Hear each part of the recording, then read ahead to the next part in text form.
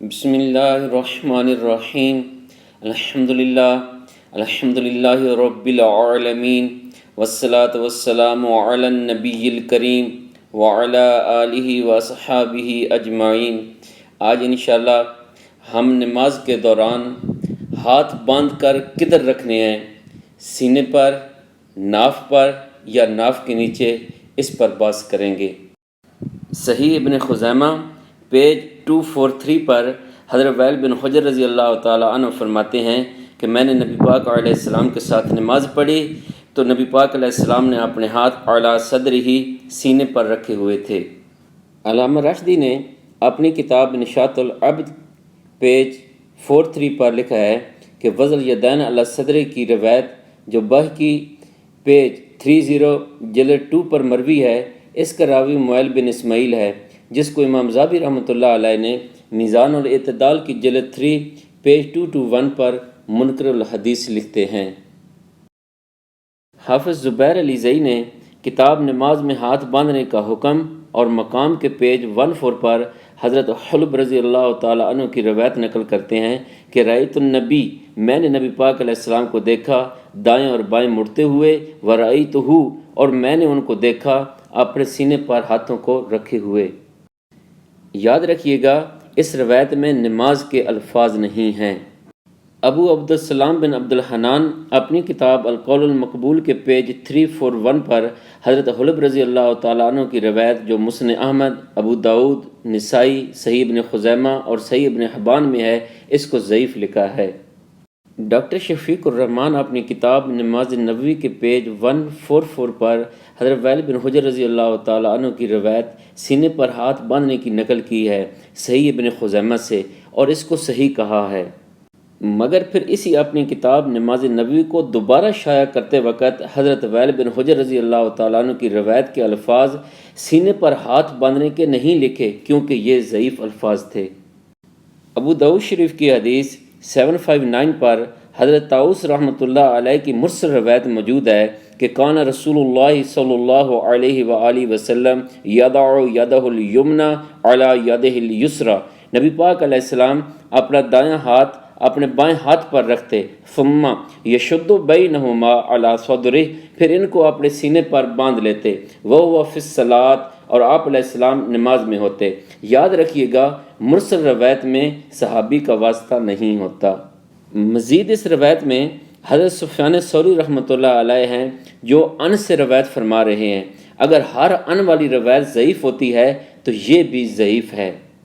پیام حق کے سامعین و ناظرین، پتہ چلا کہ حضرت حلب اور حضرت وائل بن حجر رضی اللہ تعالی عنہما کی سینے پر ہاتھ باندھنے والی دونوں روایتیں ضعیف ہیں۔ مزید بیت اللہ شریف میں اور مدینہ پاک میں بھی لوگ سینے پر ہاتھ نہیں باندھتے، ان کی تصویر سکرین پر موجود ہے۔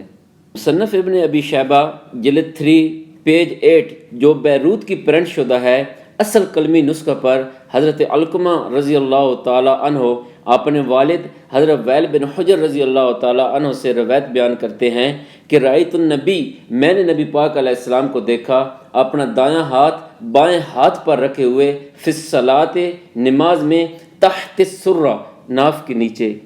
اب آپ کے سامنے ناف پر یا ناف کے نیچے ہاتھ باندھنے کے دلائل پیش کیے جا رہے ہیں،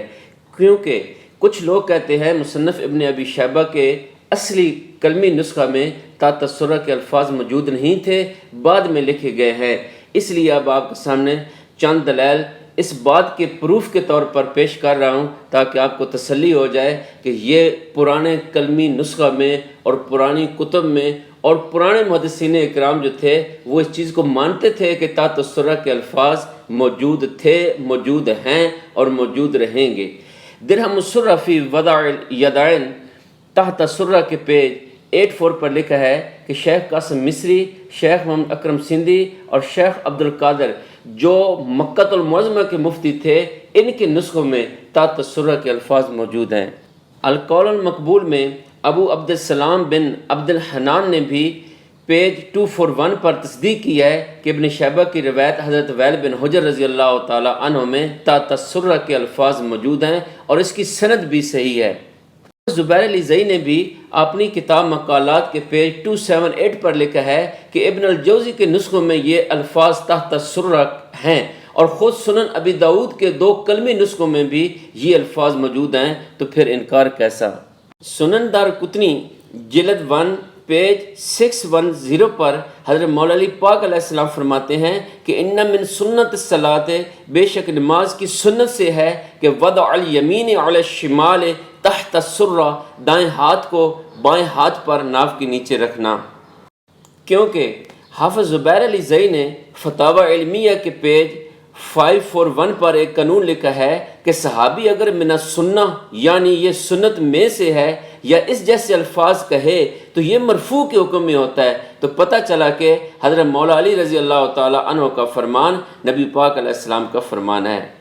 بدائع الفوائد پیج 982 میں حافظ ابن قیم نے بھی حضرت علی رضی اللہ تعالی عنہ کی روایت من السنت، سنت ہے کہ فی الصلاۃ، نماز میں وضع الاکف علی الاکف، ہتھیلی کو ہتھیلی پر رکھنا، تحت السرہ، ناف کے نیچے، اور یہ حدیث صحیح ہے۔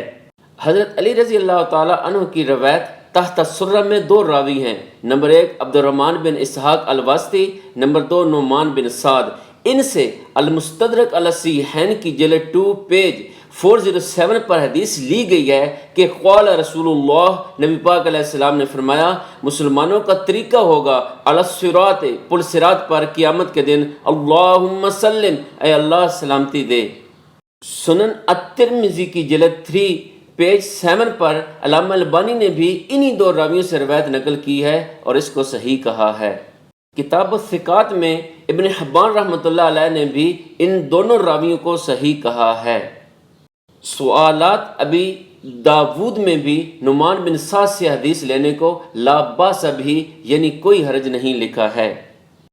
حافظ زبیر علی زئی نے اپنی کتاب اختصار کے پیج 62 پر ایک کلیہ لکھا ہے کہ اگر کوئی محدث کسی حدیث کو صحیح یا سند ہو صحیح یا حسن یا سند حسن کہہ دے، یہ اس کی طرف سے اس حدیث کے ہر راوی کی توثیق ہوتی ہے، تو اس سے پتہ چلا کہ مدرجہ بالا جتنی بھی دلائل دی گئی ہیں حدیث کے، ان سب میں ان محدثین نے اپنی اپنی حدیثوں کو صحیح کہا ہے۔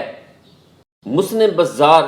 جلد 2 پیج 278 پر بھی نعمان بن سعد اور عبد الرحمن بن اسحاق کو صالح الحدیث کہا ہے۔ تاریخ الثقات پیج 287 پر عبد الرحمن بن اسحاق الواسطی کو ضعیف کہتے ہوئے بھی جائز الحدیث کہا گیا ہے۔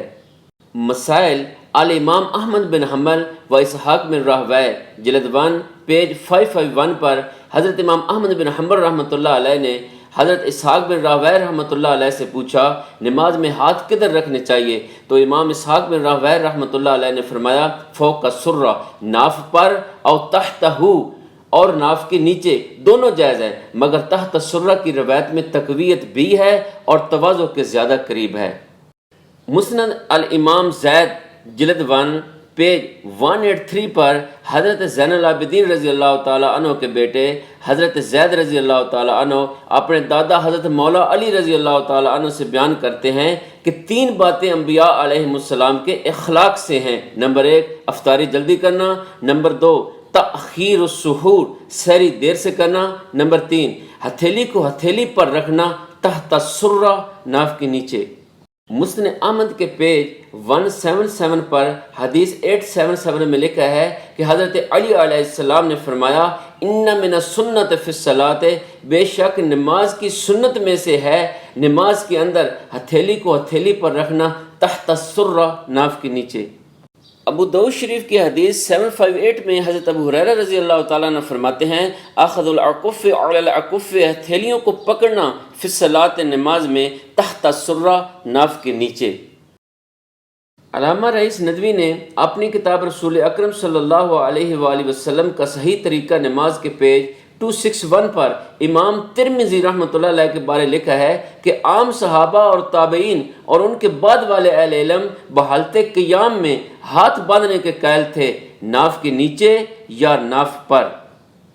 ابو داؤد شریف کی حدیث 757 میں ابن جریر السبی اپنے والد سے روایت کرتے ہیں کہ میں نے رأیت علی حضرت علی رضی اللہ تعالیٰ عنہ کو دیکھا، یمسکو وہ پکڑتے تھے، شمالہ بیمینہ اپنے دائیں ہاتھ سے بائیں ہاتھ کو، علی الرسخ گٹھے سے، فوق السرہ ناف پر۔ ابو داؤد کہتے ہیں سعید بن جبیر رضی اللہ تعالیٰ عنہ فوق السرہ اور ابو مجلس تحت السرہ کے قائل تھے۔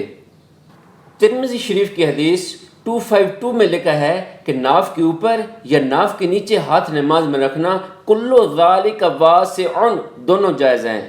ابو داؤد شریف کی حدیث 756 میں ہے کہ حضرت علی رضی اللہ تعالی عنہ قال کہتے ہیں کہ من السنت سنت ہے وضع الکف علی الکف ہتھیلی کو ہتھیلی پر رکھنا، فی الصلاۃ نماز میں، تحت السرہ ناف کے نیچے۔ پیام حق کے سامعین و ناظرین، آج کی گفتگو کا خلاصہ کلام یہ ہے کہ نماز میں ہاتھ سینے پر رکھنے والی دونوں احادیث ضعیف ہیں، باقی ناف پر رکھنا بھی جائز ہے، ناف کے نیچے ہاتھ رکھنا ضعیف ہے، مگر اس کے بارے جتنی بھی احادیث آئی ہیں ان کے راوی عبد الرحمن بن اسحاق الواسطی اور نعمان بن سعد سے دیگر احادیث لی گئی ہیں جن کو محدثین نے صحیح کہا ہے۔ اس لیے اگر دیگر احادیث ان کے آنے سے صحیح ہیں تو پھر تحت السرہ ناف کے نیچے ہاتھ رکھنا بھی بالکل صحیح ہے۔ باقی ابن شیبہ والی روایت کو بالکل صحیح کہا ہے محدثین نے، ان میں سلفی بھائیوں کے ابن عبد الحنان اور حافظ زبیر علی زیبی شامل ہیں۔ اللہ پاک ہم سب کو دین متین سیکھنے اور سمجھنے کی توفیق دے تاکہ ملک و قوم کا امن بحال رہے۔ آمین ثم آمین۔